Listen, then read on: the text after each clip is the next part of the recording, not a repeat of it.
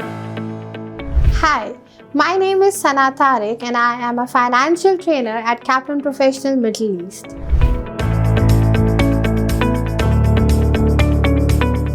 So when it comes down to financial accounting, we have a little goosebumps because this is one of the first papers that brings you to ACCA.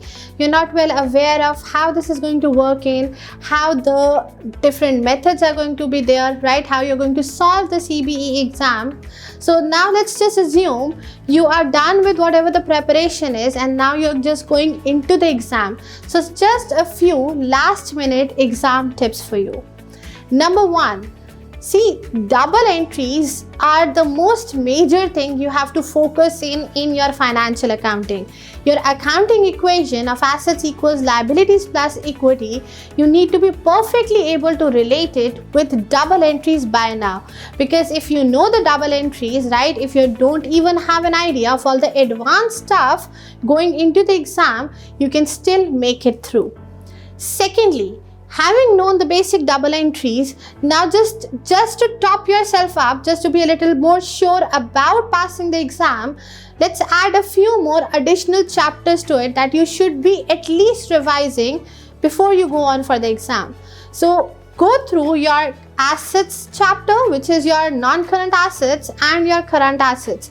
Just have a quick look on how the depreciation expense is being calculated and how you're going to measure that in your final accounts. Second thing that you have to focus on is your accruals and prepayments, because it's a very favorite topic of the examiner and it's a little technical when it comes down to us candidates. So accruals and prepayments need to be focused a little before the exam. Just go through the 4 entries that you have for accruals and prepayments.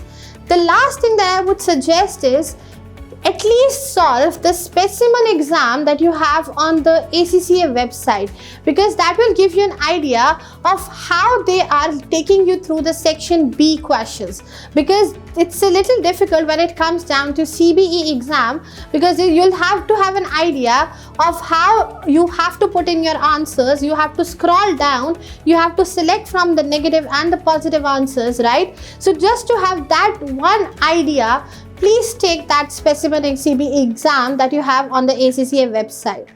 Other than that, I hope you're all covered and best of luck.